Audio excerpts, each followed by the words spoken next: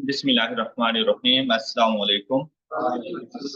Chapter number 1 study text में आज हम लोगों ने डिस्कस करनी है कुछ थ्योरेटिकल एस्पेक्ट्स, जिनमें हम लोगों ने बुक कीपिंग एंड अकाउंटिंग को वैसे डिस्कस कर लिया था कि बुक कीपिंग एंड अकाउंटिंग में डिफरेंस हमारे पास क्या होता है।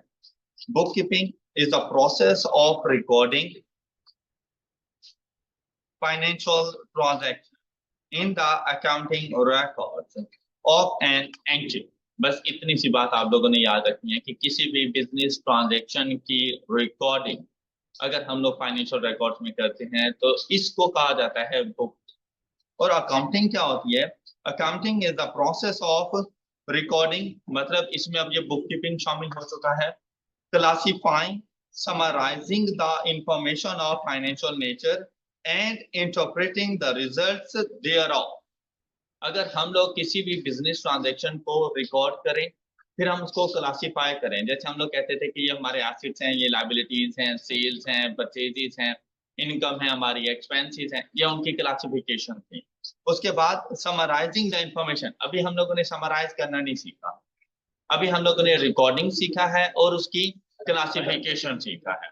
फिर अब हम उसको समराइज भी करते जाएंगे। साथ में समराइज करने के बाद हम लोगों ने उनसे रिजल्ट्स लेने हैं फाइनेंशियल स्टेटमेंट्स की फॉर्म में। तो ये पूरा जो प्रोसेस है ये हमारे पास कहलाता है अकाउंटिंग। यहाँ पर अकाउंटिंग की दो टाइप्स के बारे में आपको बताया गया है। एक हमारे पास फाइनेंशियल अकाउंटिंग होती है और दूसरी कॉस्ट एंड मैनेजमेंट अकाउंटिंग हमारे पास होती है। Financial accounting internal and external दोनों यूजेज के लिए है। फाइनेंशियल अकाउंटिंग इंटरनल मतलब विद इन द बिजनेस, उधर भी यूज होती है, और एक्सटर्नल आउटसाइड द बिजनेस, हमारे जो यूजर्स ऑफ फाइनेंशियल स्टेटमेंट्स हैं वो भी यूज करते हैं।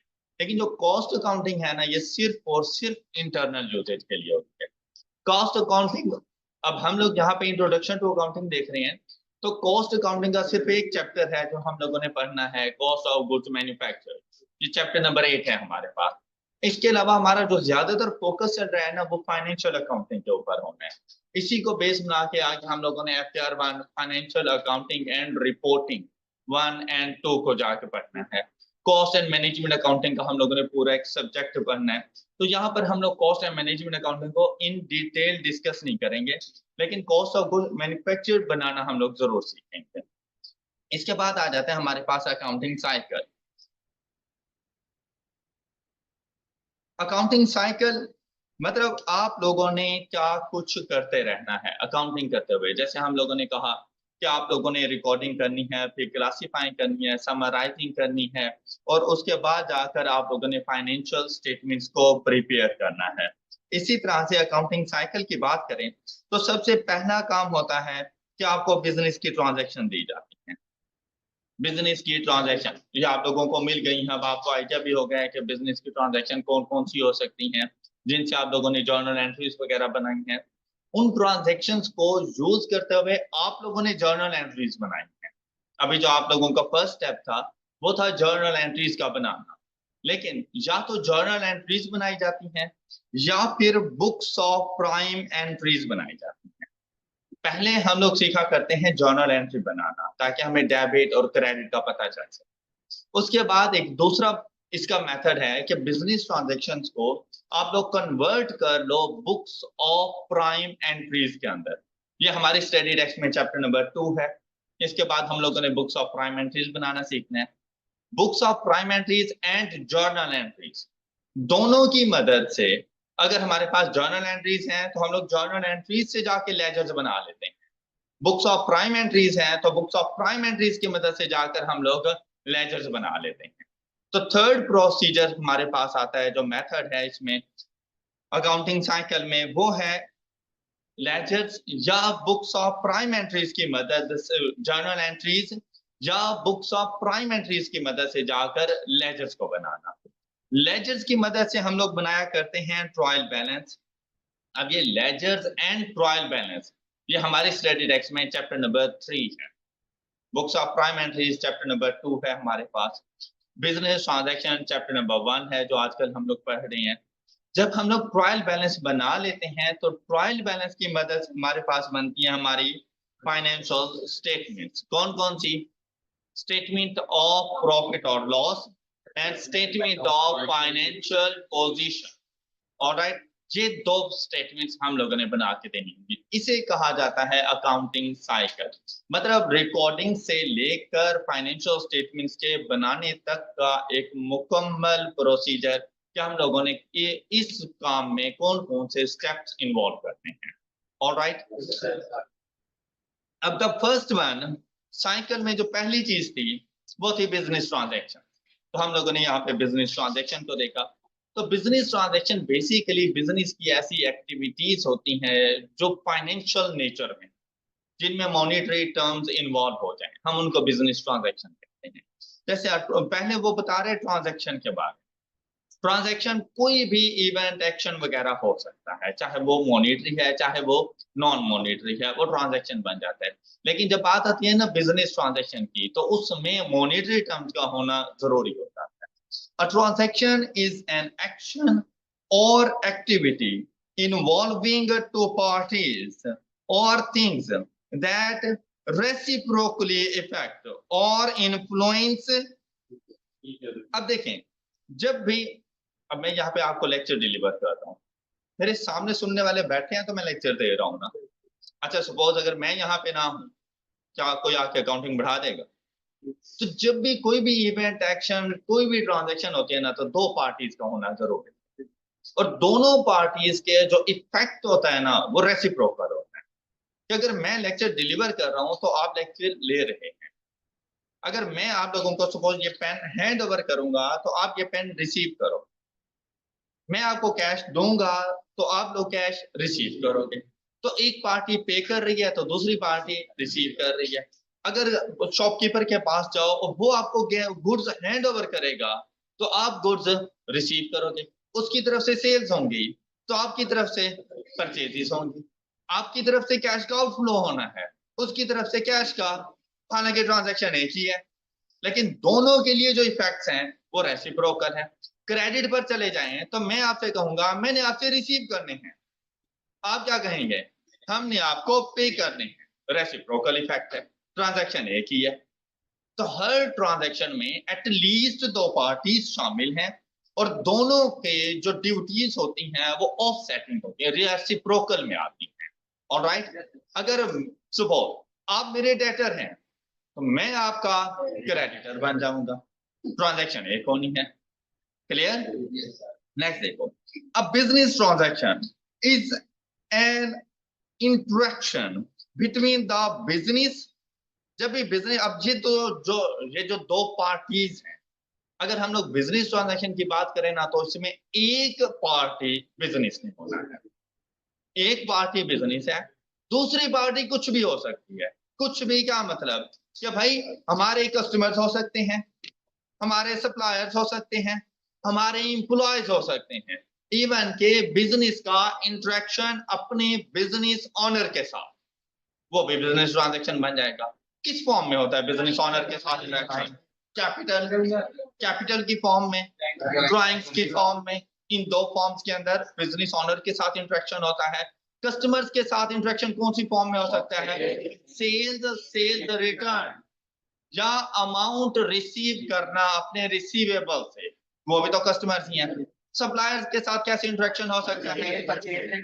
परचेज रिटर्न, और अगर क्रेडिट पर परचेजेस थी तो अमाउंट का रिसीव करना, अमाउंट का पे करना अपने सप्लायर्स को, ये भी इंटरेक्शन है। इसी तरह से एम्प्लॉयज के साथ कैसे हो सकता है? सैलरी पे करना। और इसी तरह फाइनेंशियल इंस्टीट्यूशंस, बैंक वगैरह के साथ हो सकता है लोन लेना या रीपेमेंट ऑफ लोन, ये भी बिजनेस का इंटरेक्शन हो रहा है दूसरी पार्टीज के साथ। ऑलराइट, अब देखिए यहाँ पर कि एक पार्टी तो है आप लोगों के पास बिजनेस, बिजनेस का इंटरेक्शन होना है या तो कस्टमर्स के साथ, सप्लायर्स के साथ, और any other party with whom they do business। It is an economic event. क्या मतलब? फाइनेंशियल नेचर शामिल है, पैसे शामिल हैं इसमें। फिर that must be recorded by accounting system। Any transaction that has a monetary impact on the business account is a financial transaction। और हम लोग जो रिकॉर्डिंग कर रहे होते हैं वो फाइनेंशियल ट्रांजैक्शंस की कर रहे होते हैं। Alright, a financial transaction has an of effect on the business। अब इस फाइनेंशियल ट्रांजैक्शन की मदद से वो जो हेड ऑफ अकाउंट्स थे उन्होंने चेंज होना है। और हेड ऑफ अकाउंट्स कौन कौन से थे हमारे? Assets, liabilities, capital, expenses, income. Alright, तो उसी की बात कर रहा है कि इसकी वजह से जो बिजनेस पे इफेक्ट आना है वो उसके एसेट्स, लायबिलिटीज वगैरह के ऊपर इफेक्ट आएगा। Business must record and account for all financial transaction. कैसा हुआ कि जब फाइनेंशियल ट्रांजैक्शन हमें दी गई थी उनमें से हमने एक तो छोड़ दी, उनकी काफी सारी हैं, चलो 2-4 छोड़ देती है। एक भी ट्रांजैक्शन स्किप नहीं कर सकते, इवन कि चाहे वो 5 रुपए की ट्रांजैक्शन भी क्यों नहीं, आपने रिकॉर्ड कर। ऑलराइट, फाइनेंशियल ट्रांजैक्शन फिर अगर 5 रुपए की भी है ना, हमने जाके रिकॉर्ड कर, हर हाल में रिकॉर्ड की जाती है, कुछ स्किप नहीं करनी। अब यहाँ पर आप लोगों को ना इसकी एग्जांपल्स वगैरह बता देंगे, और इससे ज्यादा हैवी एग्जांपल्स आप लोग कर चुके हो अपने एग्जांपल्स वगैरह के अंदर। अब अगर एक मरतबा सिर्फ इसको रीड करो तो आप लोगों को आइडिया हो जाएगा कि हमारे पास बिजनेस ट्रांजैक्शंस कौन कौन सी हैं, और ये सारी आप लोग वैसे पढ़ चुके हैं। किसी ट्रांजैक्शन की ना समझ आए तो जल्दी से पूछो।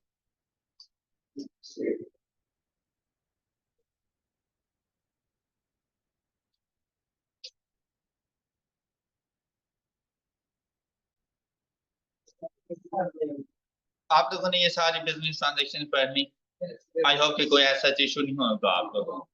अच्छा, इसमें ये जो लिखा हुआ है ना, रिसीट्स ऑफ नॉन प्रोसीड, इसका मतलब ये है रिसीट से मुराद होता है रिसीव करना, और लोन प्रोसीड्स के जिस लोन के लिए हम लोगों ने अप्लाई किया था वो हम लोगों ने रिसीव कर लिया है।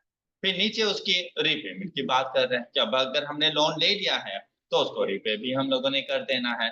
तो रिसीट्स ऑफ लोन प्रोसीड से मुराद है obtaining loan from the bank, और ये हमारी लायबिलिटी है। ऑलराइट, अच्छा नेक्स्ट देखिए हमारे पास क्लासिफिकेशन ऑफ बिजनेस ट्रांजैक्शन। इससे रेलिवेंट आपसे एमसीक्यू जरूर पूछे जाते हैं जी। क्लासिफिकेशन ऑफ बिजनेस ट्रांजैक्शन, आपको बिजनेस ट्रांजैक्शन दे देंगे और आप लोगों से कहा जाएगा कि बताएं कौन सी टाइप है ये हमारे पास बिजनेस ट्रांजैक्शन की कौन सी टाइप्स है। क्लासिफिकेशन में हम लोगों ने बिजनेस ट्रांजैक्शन को सेपरेट करना होता है। हमारे पास दो किस्म की ट्रांजैक्शन हो सकती हैं, simple transaction and complex transaction. कोई भी बिजनेस ट्रांजैक्शन होगी या तो सिंपल होगी या कॉम्प्लेक्स होगी।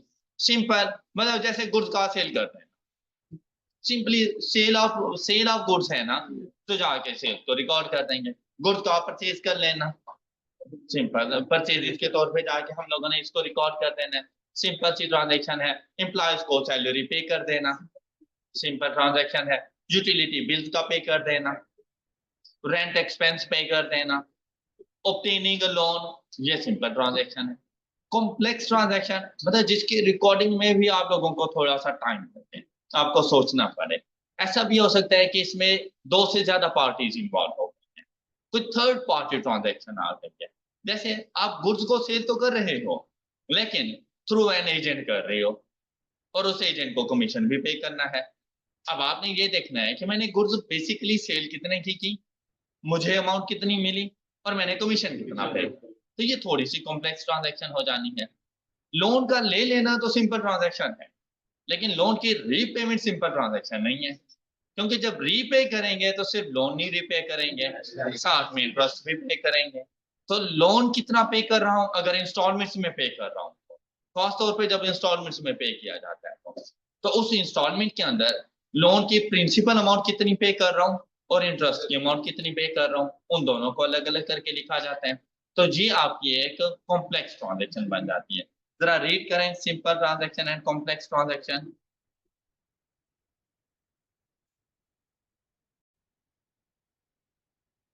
आई होप के simple and complex transaction clear है सब बच्चों को, कोई इशू?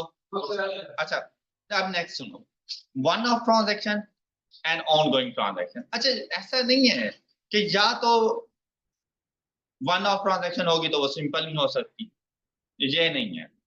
एक ऐसी ट्रांजैक्शन जो सिंपल ट्रांजैक्शन हो और वन ऑफ ट्रांजैक्शन हो, ये पॉसिबल है।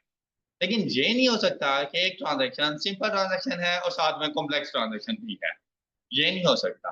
तो ये जो क्लासिफिकेशन है ना, ये एक साथ चल सकती हैं लेकिन अपने अपोजिट में नहीं जा सकती। वह अगर कोई ट्रांजैक्शन वन ऑफ है ना तो वो ऑनगोइंग नहीं हो सकती, ऑनगोइंग है तो वो वन ऑफ नहीं हो सकती, लेकिन वो सिंपल हो सकती है, वो कॉम्प्लेक्स हो सकती है। ऐसा भी हो सकता है कि एक ट्रांजैक्शन सिंपल ट्रांजैक्शन है और वन ऑफ ट्रांजैक्शन है। जैसा कि लोन का ले लें, सिंपल ट्रांजैक्शन है, वन ऑफ ट्रांजैक्शन है, एक ही मर्तबा लिया है। ऑनगोइंग ट्रांजैक्शन से मुराद होता है ऐसी ट्रांजैक्शन जो रिपीट हो रही हो, एक सर्टेन टाइम ड्यूरेशन के बाद वो रिपीट हो जाए सेम ट्रांजैक्शन, वो ऑनगोइंग ट्रांजैक्शन बन जाती है। लेकिन आपने अगर कोई ट्रांजैक्शन की ही एक मर्तबा है तो दोबारा उसका चांस नहीं है, या बहुत कम ऐसी ट्रांजैक्शन होती है, वो वन ऑफ ट्रांजैक्शन कहलाती है। लोन का ऑब्टेन करना सिंपल ट्रांजैक्शन भी है और वन ऑफ ट्रांजैक्शन भी है। Repayment of loan in instalments complex भी है, ऑनगोइंग ट्रांजैक्शन है कि हर महीने इंस्टॉलमेंट पे कर रहा। Got it? अच्छा, इसी तरह से एम्प्लॉयज को सैलरी पे करना, हर महीने ये ट्रांजैक्शन मुझे रिपीट करनी है। यूटिलिटी बिल्स पे करना ऑनगोइंग ट्रांजैक्शन है, हर मंथ एक सर्टेन टाइम ड्यूरेशन के बाद मुझे ये ट्रांजैक्शन रिपीट करनी पड़ती है, ये ऑनगोइंग ट्रांजैक्शन है हमारे पास। तो वन ऑफ से मुराद ऐसी ट्रांजैक्शन जो एक मर्तबा इंकर हो, एक मर्तबा अकर हो, और ऑनगोइंग ट्रांजैक्शन से मुराद जो बार बार अकर हो। ऑलराइट, अब देखो जरा इसे, स्पेसिफिक टाइम होगा, हो भी सकता है, लेकिन यह कि बिजनेस उस ट्रांजैक्शन को बार बार रिपीट कर रहा है, एक जैसी ट्रांजैक्शन बार बार हो सिंपल और ऑनगोइंग हो सकती हैं, सिंपल एंड ऑनगोइंग ट्रांजैक्शन हो सकती है। सैलरीज को सैलरी पे करना एम्प्लॉयज को, ये सिंपल ट्रांजैक्शन है। यूटिलिटी बिल्स पे करना सिंपल ट्रांजैक्शन है लेकिन ऑनगोइंग है। क्लियर? मतलब सिंपल ट्रांजैक्शन वन ऑफ भी हो सकती है और ऑनगोइंग भी हो सकती है। कॉम्प्लेक्स ट्रांजैक्शन वन ऑफ भी हो सकती है और ऑनगोइंग भी हो सकती है। नेक्स्ट देखो, transaction might occur on single occasion, for example buying land and building for setting up a factory। अब आप लोग देखो, आप लोगों जिस घर में रहते हो वो घर सिर्फ एक मरतबा परचेज किया था, अब जस्ट उससे बेनिफिट लिए जा रहे हो। अब दोबारा घर लेने के लिए बहुत कम सोचते होगे, सोचोगे भी, मतलब ऐसा नहीं है कि हर महीने नया घर बना रहे हो या हर साल बाद नया घर बन रहा है, ऐसा नहीं है। तो जो फैक्ट्री की लैंड बिल्डिंग वगैरह होती है ये एक बात, प्लांट एंड मशीनरी भी एक मरतबा ही आता है, तो ये वन ऑफ ट्रांजैक्शन कहलाएंगे उसके लिए। फिर है transaction may also occur on regular basis, for example payment of monthly rent or electricity। मैंने आपको इससे कई गुना ज्यादा एग्जांपल दे दी, तो आई होप कि आप लोगों को समझ आ गई है कि इन एग्जाम्स अगर आपसे कोई भी ट्रांजैक्शन आएगी तो आप इजीली आइडेंटिफाई कर लोगे कि ये ट्रांजैक्शन कौन सी है ना, ऐसा। नेक्स्ट सुनो, नेक्स्ट वाली जो ट्रांजैक्शन है ना ये ज्यादा इंपॉर्टेंट है, बात सुना भाई।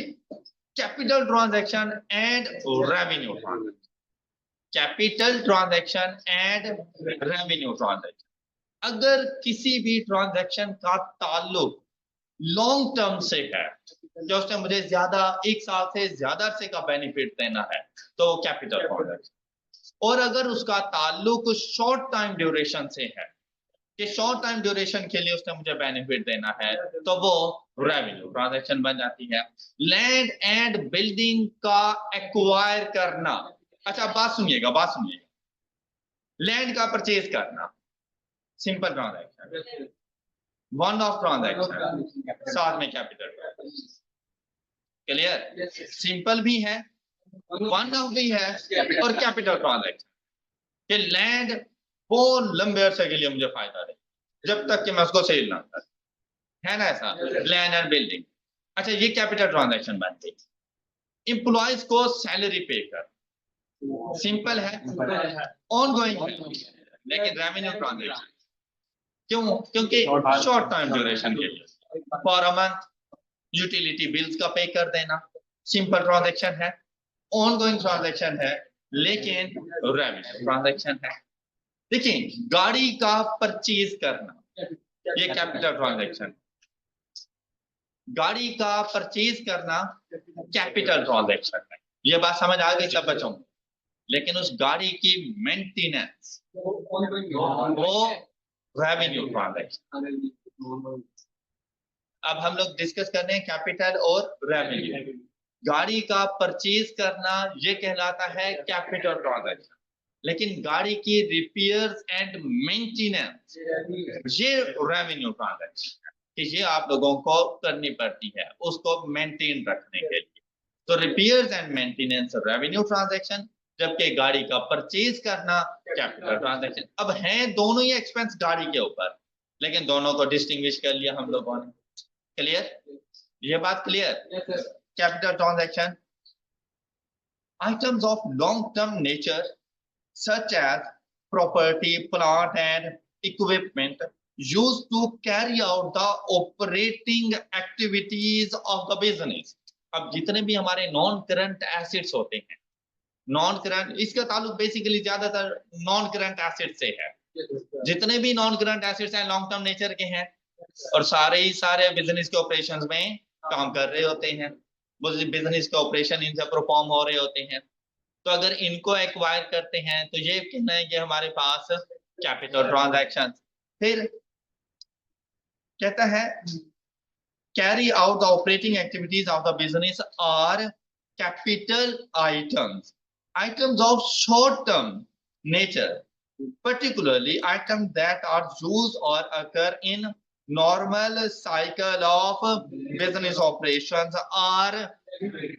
आपने सिंपली इतना याद रखना है कि कैपिटल ट्रांजैक्शन का ताल्लुक लॉन्ग टर्म से होता है और रेवेन्यू ट्रांजैक्शन का ताल्लुक शॉर्ट टर्म।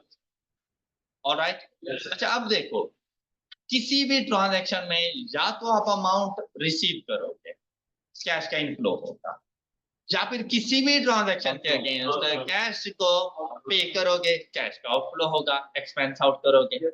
अब अगर आप लोग कैश का इनफ्लो कर रहे हो तो वो कहलाएगी कैपिटल रिसीट या रेवेन्यू रिसीट, कैपिटल रिसीट या रेवेन्यू रिसीट। और अगर आप लोग पे कर रहे हो, कैश का आउटफ्लो हो रहा है, तो कहलाएगी कैपिटल एक्सपेंडिचर या revenue expenditure. Capital and revenue बिल्कुल सेम से कि लॉन्ग टर्म या शॉर्ट टर्म। अब अगर एक्सपेंडिचर की बात आ जाए तो सिर्फ कैश का आउटफ्लो देखना कि मैंने कैश का आउटफ्लो कर, और रिसीट्स की बात आ जाए, ये देखिए next transaction capital receipts and revenue receipts. Receipts की बात आ जाए तो आप लोगों ने कैश का इनफ्लो देखना। ओके, अब जैसे अब हम हमसे बात कर रहे हैं capital expenditure. Expenditure means that मैंने पेमेंट करनी है। कब पेमेंट करूंगा? जब गाड़ी खरीदूंगा, जब लैंड एंड बिल्डिंग परचेज करूंगा, ये कैपिटल एक्सपेंडिचर है। कि नॉन करंट एसेट्स का परचेज करना, तो लानी बात है मैंने पेमेंट करनी है, तो ये कहना है कि कैपिटल एक्सपेंडिचर। उस गाड़ी के ऊपर रिपेयर एंड मेंटेनेंस एक्सपेंस कर रहा हूं, अब ये भी एक्सपेंडिचर है लेकिन रेवेन्यू एक्सपेंडिचर है। तो नीचे जो दिया गया है ना, ये कैपिटल ट्रांजैक्शन और रेवेन्यू ट्रांजैक्शन को ना मजीद सब डिवाइड कर दिया है कि कैश के इनफ्लोज को अलग कर दिया और कैश के आउटफ्लोज को अलग कर दिया। इनफ्लोज होंगे तो रिसीट्स कहलाएंगी, आउटफ्लोज होंगे तो एक्सपेंडिचर कहलाएंगे। बस इतनी सी बात, क्लियर? और अगर मतलब रिसीट्स या एक्सपेंडिचर की बात नहीं कर रहा तो आपने सिंपली कैपिटल ट्रांजैक्शन या रेवेन्यू ट्रांजैक्शन बता देना है।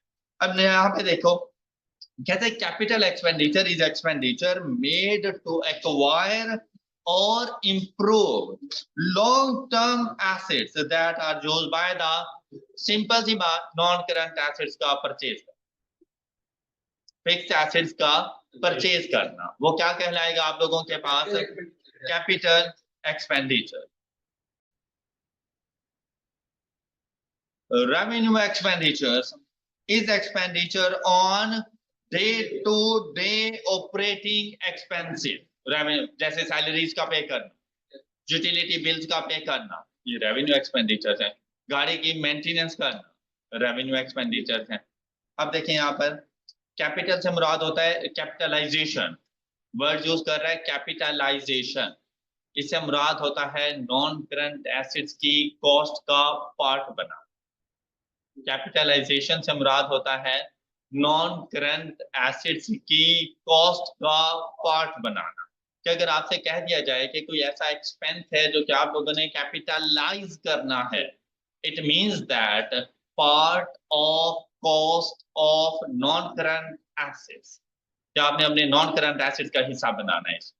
और अगर आपसे कह दिया जाए कि ये रेवेन्यू एक्सपेंस है, इट मींस दैट आपने इसको एक्सपेंस आउट, फिर कॉस्ट ऑफ एसेट का पार्ट नहीं बनेगा। जैसे गाड़ी का परचेज कर लेना, कैपिटल एक्सपेंस, तो गाड़ी की रजिस्ट्रेशन भी तो करवाओगे, मैंडेटरी है ना, कैपिटल एक्सपेंस है, क्योंकि उसकी रजिस्ट्रेशन के बगैर गाड़ी आपकी नहीं हो सकती। आगे वो जो राइट्स एंड ऑब्लिगेशन है, एसेट में सबसे पहली चीज थी ऑनरशिप, राइट्स एंड ऑब्लिगेशन। जब तक अपने नाम नहीं करवाओगे, राइट्स एंड ऑब्लिगेशन ट्रांसफर नहीं होने वाले आपको, तो वो मैंडेटरी है। रजिस्ट्रेशन के ऊपर 1 लाख लग गया तो आपकी गाड़ी 1 लाख महंगी हुई है, मतलब 20 लाख रुपए आपने वैसे सप्लायर को दिए, 1 लाख रजिस्ट्रेशन, तो गाड़ी 21 लाख की है। ये रजिस्ट्रेशन एक्सपेंस आप लोगों ने कैपिटलाइज किया है, लेकिन उसमें थोड़ा बहुत कोई इशू था, मैकेनिक के पास लेके गए, या उसको चलाने के लिए पेट्रोल की भी जरूरत थी, आपने उसमें 5,000 रुपए का पेट्रोल डलवा दिया। वो आप ये नहीं कह सकते कि गाड़ी 21 लाख 5,000 रुपए की है, वो 5,000 रुपए रेवेन्यू एक्सपेंस, वो कॉस्ट ऑफ एसेट का पार्ट नहीं बन। क्लियर? अब देखें, the term capitalization means recognizing a cost of an asset or part of the cost of an expenditure as an asset। कहते हैं जब मैं कैपिटलाइजेशन का वर्ड यूज करता हूं तो समझ लेना कि आपने कॉस्ट ऑफ एसेट का पार्ट बनाना है इसको। So when an item of cost is capitalized, it is treated as an asset and not an expense। अब रजिस्ट्रेशन एक्सपेंस मैंने क्या एक्सपेंस के तौर पे ट्रीट किया? नहीं।